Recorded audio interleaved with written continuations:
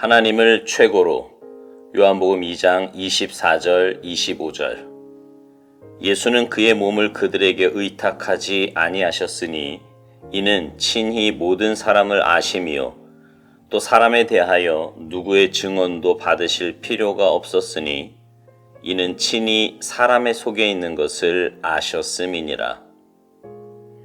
하나님을 최고로 신뢰하라. 주님은 그 누구도 의지하지 않으셨습니다. 그럼에도 누구를 의심하거나 누구에게 악감정을 품거나 절망한 적이 없으셨습니다. 그 이유는 주님께서는 하나님을 제일 신뢰하셨기 때문입니다. 주님은 하나님의 은혜가 누구에게나 역사할 수 있다고 철저하게 믿으셨습니다.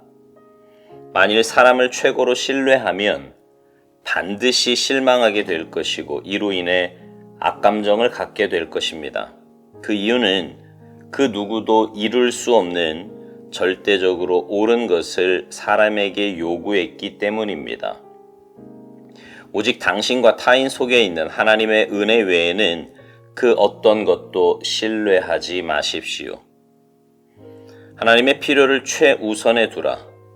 보시옵소서 내가 하나님의 뜻을 행하러 왔나이다. 히브리서 10장 9절. 인간의 순종은 필요에 의해 행합니다. 주님의 순종은 그분의 아버지의 뜻에 의한 것이었습니다. 오늘날 외침은 우리는 뭔가 할 일을 찾아야 한다. 이방인들이 하나님 없이 죽어가고 있다. 우리는 가서 그들에게 주님에 대해 말해야 한다는 것입니다. 그러나 우리는 우선 각자 개인을 향한 하나님의 필요를 채워야 합니다. 너희는 어느 때까지 이 성에 유하라. 우리가 배우고 훈련받는 주된 목적도 하나님의 필요를 채우기 위함입니다. 일단 우리 안에서 하나님의 필요가 채워지면 주께서는 주의 필요가 채워질 다른 곳으로 우리의 길을 열어주실 것입니다. 하나님의 믿음을 먼저 보라. 또 누구든지 내 이름으로 이런 어린아이 하나를 영접하면 곧 나를 영접함이니. 마태복음 18장 5절. 하나님의 믿음이란 하나님께서 내게 그분 자신을 아기로 주신 것입니다. 하나님은 나의 개인적인 삶이 하나의 베들레헴이 되기를 기대하십니다. 당신은 당신의 자연적인 삶이 당신 속에 내주하시는 하나님의 아들의 생명에 의해 천천히 변화되는 것을 허락합니까? 하나님의 궁극적 목적은 그분의 아들이 나의 이 죽을 육체 안에서 드러나는 것입니다.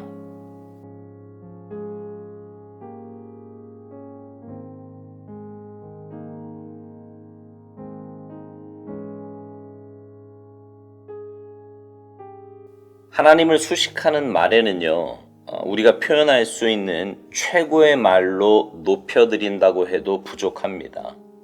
하나님은 가장 완전하신 분이시고 전능하신 분이시며 이 온 우주의 주인이시기 때문입니다. 말로만이 아니라 우리의 삶에 있어서도 하나님은 최고의 영광과 대접을 받기에 합당하신 분이십니다. 우리를 지으신 분이시고 우리를 구원하신 분이시고 지금도 우리를 가장 선한 길로 인도하시는 우리의 아버지이시기 때문입니다. 여러분은 삶에서 하나님을 그렇게 인정하며 사십니까? 오늘 묵상에서 오스왈드 목사님은 세 부분으로 나누어 이야기합니다. 먼저는 하나님을 최고로 신뢰하라는 겁니다. 우리가 하나님을 신뢰하면 나타나는 현상이 있습니다. 하나님을 신뢰하는 사람은요, 사람을 그렇게 의지하지 않습니다. 사람을 의지하지 않으니 사람에 의해서 일희일비하지 않습니다. 오스왈드 목사님은 예수님이 이 땅에서 그렇게 사셨다고 말합니다. 예수님은 그 누구도 의지하지 않으셨을 뿐만 아니라 사람에게 악감정을 품거나 절망한 적이 없으시다고 말합니다. 왜냐하면 하나님을 제일 신뢰하셨기 때문이라는 겁니다. 사람이 사람을 신뢰하면은요, 결국에는 실망을 넘어 악감정을 갖게 될 것입니다. 여러분도 그런 경험 있지 않으십니까? 이 사람은 정말 내 편인 것 같고 나를 위해 목숨까지는 아니더라도 많은 부분 희생해 줄 것 같은데 나중에 보면 그렇지 않은 거예요. 그래서 실망하게 되고 그 실망이 분노로 바뀌게 되는 거지요. 그러나 여러분, 하나님을 신뢰하면 그렇지 않습니다. 하나님은요, 늘 내가 생각하는 것보다 더 좋은 것으로, 더 선한 것으로 베풀어 주십니다. 말로 다 표현할 수 없는 놀라운 은혜를 베풀어 주세요. 그러니 우리가 신뢰할 분은 오직 하나님 한 분뿐입니다.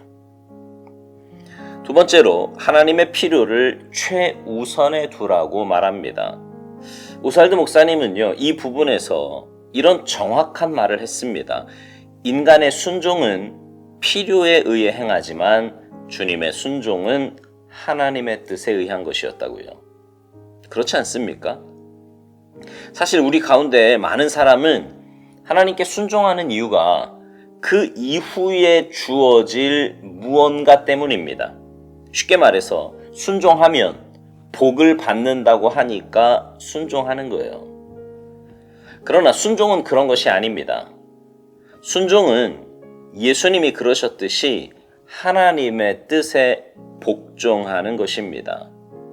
그래서 오스왈드 목사님은 어떤 사역을 하기 전에 기다림의 시간이 필요하다고 말합니다.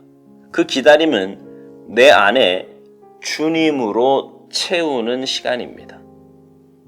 주님으로 충만하게 채우게 되면 주님의 뜻에 의해 움직일 수 있는 힘이 생기게 됩니다. 그렇게 주님의 뜻에 의해서 움직일 수 있는 힘이 생기게 되면 주님은 우리를 통해 또 다른 구원 역사를 써내려 가실 것입니다.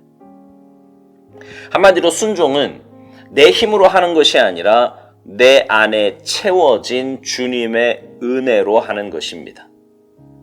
하나님의 필요를 최우선에 둘 수 있는 영적인 힘이 생길 때 우리는 하나님의 뜻에 순종할 수 있는 것입니다. 마지막으로 하나님의 믿음을 먼저 보라고 말합니다. 여기서 하나님의 믿음이란 하나님께서 내게 그분 자신을 아기로 주신 것이라고 말합니다. 그러면서 하나님은 나의 개인적인 삶이 하나의 베들레헴이 되기를 기대하신다고요. 이 말은 무슨 말이냐 하면 주님 이 땅에 오실 때 베들레헴에 오셨던 것처럼 우리 안에 주님이 거하기를 원하신다는 말입니다. 그래서 주님 이 땅에 오셔서 사역을 하시고 사람들에게 말씀을 주시고 생명을 주셨던 것처럼 우리 안에 내주하시는 주님께서 우리를 변화시키시고 우리를 생명의 길로 인도하기를 원하신다는 거지요. 사실은 이게 가장 먼저입니다. 주님을 최고로 신뢰하는 것도, 하나님의 필요를 최우선에 두는 것도 주님이 내 안에 들어오셔서 주님이 주인이 되어주시고 인도자가 되어주시고, 그래서 주님의 인도하심 따라 순종하며 나아갈 때 우리 삶은 하나님을 최고로 신뢰할 수 있고 하나님의 말씀에 온전히 순종할 수 있는 것입니다. 여러분은 어떠십니까? 여러분 안에 주님을 모시고 사십니까? 모실 뿐만 아니라 그분이 여러분의 인생의 주인이십니까?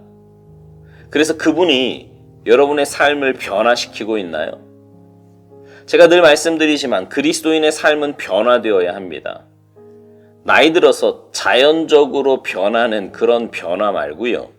주님 내 안에 주인으로 오셔서 갖게 되는 그런 변화 말입니다. 바라기는 여러분의 삶이 오늘 묵상의 제목과 같이 하나님을 최고로 모시는 삶이 되기를 간절히 소망합니다. 그런 삶이 가장 복된 삶이고 그런 삶이 가장 잘 사는 삶이에요. 늘 이 사실을 기억하시며 하나님을 여러분 인생에 최고로 모시고 살아가는, 그래서 여러분의 삶이 날마다 주님 닮아가는 아름답고 복된 삶이 되시기를 주님의 이름으로 축복합니다. 아멘.